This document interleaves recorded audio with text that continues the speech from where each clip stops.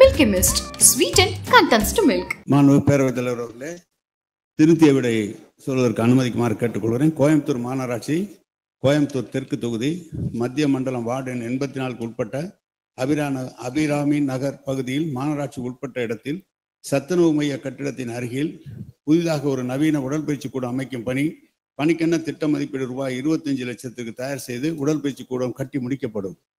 மாண்பு உறுப்பினர் வானதி சீனிவாசன். மாண்புமிகு பேரவைத் தலைவர் அவர்களே, இன்று நகர்ப்புறமாதலுடைய விளைவாக அனைத்து பகுதிகளிலுமே வீட்டினுடைய பெருக்கு அதிகமா இருக்குது. ஆனா அதுக்கு தகுந்த மாதிரி பொது இடங்களோட அளவு அப்படிங்கிறது குறைச்சலா இருக்கு. அதிலும் குறிப்பாக எங்களுடைய தெற்கு சட்டமன்ற தொகுதி முழுக்க நகர்ப்புறத்தில் இருக்கின்ற ஒரு தொகுதி. இதுல காலி இடம் அப்படிங்கிறது ரொம்ப ரொம்ப குறைச்சலா இருக்கிறதால அங்க ஒரு ஜிம் அமைக்கணும் அப்படின்னு சொன்னா அந்த இடத்தை கண்டுபிடிக்கிறது பெரிய சிரமமா இருக்கு. அதனால் பொது பூங்காக்கள் நிறைய இடங்கள்ல காலி இடம் இருக்கு, முறையான பராமரிப்பு இல்லாம இருக்கு. பொது பூங்காக்கள்ல இன்றைக்கு நடைபயிற்சி வருபவர்களுக்கு கூடவே ஒரு ஓப்பன் ஜிம் அப்படி இருந்ததுன்னு சொன்னா அது நிறைய மக்களுக்கு பிரயோஜனமா இருக்கு. இது காலத்தினுடைய தேவை. ஏனென்றால் குறிப்பாக கொரோனா காலத்திற்கு பின்பாக உடல்நலம் தொடர்பான அதிகமான விழிப்புணர்வு மக்கள் கிட்ட வந்துட்டு இருக்கு. ஆனால் அதற்கு தகுந்த இடங்கள் நகர்ப்புறங்கள்ல இல்லாமல் இருப்பது, நாம இருக்கிற இடத்தை எப்படி சரியா பயன்படுத்தணும் அப்படிங்கிறதுக்கு இந்த உடற்பயிற்சி மையங்களுக்கு ஒரு புதிய பார்வை தேவைப்படுகிறது. நீங்க ஒரு வார்டுல அமைச்சு கொடுக்குறோம் அப்படின்னு சொல்லியிருக்கீங்க. அதற்காக நாங்கள் தொகுதி மக்கள் சார்பாக நன்றி தெரிவிக்கிறோம்.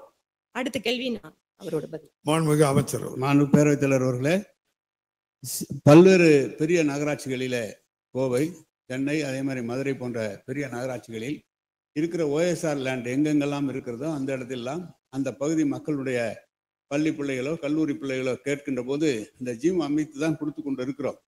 அதை பூங்கா அமைப்பதிலே எந்த விதமான கட்டுப்பாடும் இல்லை. அதை மாண்பு முதலமைச்சர் அவர்கள் அதற்கான தனி நிதி ஒதுக்கி தந்து அதை உடனடியாக செய்ய சொல்லி உத்தரவிட்டிருக்கிறார்கள். எனவே இப்போ கோவையில் பார்த்தீங்கன்னா 84வது வார்டு அருகாமையில் 86வது வார்டில் புல்லுக்காடு பகுதியிலும் 1 ஏக்கர் பரப்பில் விளையாட்டு மைதானம் அமைக்கப்பட்டு உபயோகத்தில் உள்ளது. மேலும் அருகில் உள்ள வார்டு எண் 65 சிவராமநகர் பூங்காவில் உடற்பயிற்சி கூடம் ஏற்கனவே செயல்பட்டு வருகிறது.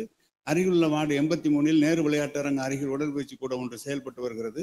தற்போது கோயம்புத்தூர் மாநகராட்சி கோயம்புத்தூர் தெற்கு தொகுதி மத்திய மண்டலம் வார்டு எண் 84 உட்பட்ட அபிராமி நகர் பகுதியில் மாநகராட்சி உட்பட்ட இடத்தில் சத்துணவு மைய கட்டிடத்தின் அருகிலே இப்போது நீங்கள் சொன்ன இடத்தில் ஒரு பூங்கா அமைக்கப்பட்டு அதற்கான பணிகள்லாம் 25 லட்சம் பணம் ஒதுக்கீடு செய்யப்பட்டிருக்கிறது. எனவே கோவையை பொறுத்தளவு நாம் தேவையான இடத்திலே இடம் இருக்குமானால் அந்த ஜிம் அமைப்பதோ அல்லது பூங்காக்களை பராமரிப்பதோ ஒன்றும் பிரச்சனை இல்லை, செய்து கொடுக்கலாம்.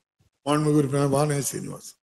மாண்புமிகு பேரவைத் தலைவர்களே, தெற்கு தொகுதியிலே வார்டு நம்பர் 2வது வீதி, 69வது வார்டு ராமலிங்க காலனி, 69வது வார்டு ஜவஹர் நகர், 63வது வார்டு பசும்பொன் நகர், 66வது வார்டு அம்மன் குளம், 70வது வார்டு தியாகராயா நியூ ஸ்டேட், 83வது வார்டு VOC பார்க், 83வது வார்டு குறிஞ்சி கார்டன், 63வது வார்டு வள்ளியம்மாள் பார்க். 10 இடங்களை நாங்கள் ஏற்கனவே பொது பூங்காக்கள் இருக்கிற இடத்தை ஐடென்டிஃபை பண்ணியிருக்கோம். இதுல நீங்க பொது பூங்காக்கள் இருக்கிற இடத்துல எங்களுக்கு இடத்தை மட்டும் அலாட் பண்ணி கொடுத்தால் அங்க இருக்கக்கூடிய நிறுவனங்கள் அல்லது மத்திய அரசினுடைய பொதுத்துறை நிறுவனங்கள் வாயிலாக CSR நிதியின் வாயிலாக கூட உடற்பயிற்சி மையங்களை நாங்களே அங்க ஏற்பாடு செய்து கட்டிக்கொள்கிறோம்.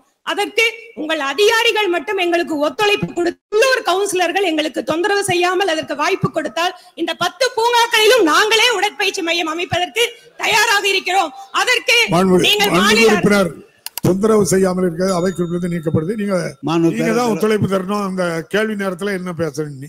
மாண்புமிகு அமைச்சர் அவர்களே, இருக்கிற விஷயத்தை சொல்றேங்க ஐயா. மாண்பு பேரவைத் தலைவர்களே, மாண்பு உறுப்பினருடைய தொகுதி இருப்பதே முதல் 11 வார்டுகள் தான் உங்களுடைய தொகுதி மொத்தமே. உறுப்பினர் இருந்து கேளுங்க. அந்த 11 வார்டுகள் தான். ஆனால் இப்போது நீங்கள் சொல்லியிருப்பது புதிதாக 10 இடங்களிலே அமைக்கப்பட வேண்டும் என்று கேட்டிருக்கிறீர்கள். நான் உங்களுக்கு ஏற்கனவே மாண்பு முதலமைச்சர் மக்களுடைய உடல் நலத்திலே மிகவும் கருத்தில் கொண்டு அதை உடனடியாக செய்து தர சொல்லி மாண்புமிகு முதல் உத்தரவிட்டிருக்கிறார். எனவே நீங்கள் கேட்ட இடங்களில் இந்த ஆண்டு அதற்கான பொது இடங்களிலே அதை செய்து தரப்படும் என்ற உறுதியை உங்களுக்கு நான் தெரிவித்துக் கொள்கிறேன். அதோடு தமிழ்நாட்டிலே மொத்தம் எந்த இடத்திலும், சென்னையில கூட இல்லை, கோவையில தான் 50 ஏக்கர் பரப்பளவிலே செம்மொழி பூங்கா நம்முடைய மாண்பு முதலமைச்சர் அவர்கள் கிட்டத்தட்ட 167.25 கோடி மதிப்பீட்டில இந்தியாவில் இல்லை தமிழ்நாட்டிலே அங்குதான் மிக சிறப்பான ஒரு புதிய பூங்கா, அதாவது விளையாட்டரங்கம், பொது கூட்டரங்கம், மக்களுடைய பொழுதுபோக்கு. அது மட்டுமல்ல, தமிழ்நாட்டில் அந்த காலத்தில் என்னென்ன மரங்கள் இருந்ததோ, இந்தியாவில் எந்தெந்த பழமையான மரங்கள் இருந்ததோ அத்தனையும் உருவாக்குகிற ஒரு பெரிய பூங்காவை நம்ம முதலமைச்சர் வழங்கி இருக்கிறார். கோவைக்கு மிகப்பெரிய ஒரு லேண்ட்மார்க்காக அது வந்து கொண்டிருக்கிறது. கிட்டத்தட்ட 80% பணிகள் முடிந்து விரைவிலே முதலமைச்சர் அவர்களும் திறந்து வைக்க இருக்கிறார்கள். எனவே எந்த உள்ளூர் கவுன்சிலரும் எல்லாம் ஒன்றும் கெடுக்கலாம் மாட்டாங்க. நீங்க சொல்லுங்க, சிஎஸ்ஆர் ஃபண்டை பத்தி சொல்றீங்க. சிஎஸ்ஆர் ஃபண்டு நீங்க கம்பெனிக்காரங்க நேரடியா வெளியூர்ல இருந்து வந்த கம்பெனிக்காரங்க அந்த ஊருக்கே செலவு பண்றாங்க. அது நீங்க கேட்டு நம்முடைய அமைச்சர் ராஜா அவர்கள் ஏற்கனவே சொல்லி இருக்கிறார். அந்தந்த மாவட்ட ஆட்சியரோட சொல்லி இந்த ஊரில் இருக்கிற நிறுவனங்கள் இந்த ஊரில் தான் வளர்ச்சிக்கு செயல்பட வேண்டும் என்று ஏற்கனவே முதலமைச்சரும் நம்முடைய ராஜா அவர்களும் சொல்லி இருக்கிறார்கள். எனவே சிஎஸ்ஆர் ஃபண்டை நீங்களே கேட்டு வாங்கி கொடுத்தாலும் எங்களுக்கு ரொம்ப பிரச்சனை இல்லை, வாங்கி கொடுங்க, செய்வோம். Milky Mist, sweeten contents to milk. மின்னம்பலம்.com, தமிழின் முதல் மொபைல் பத்திரிகை.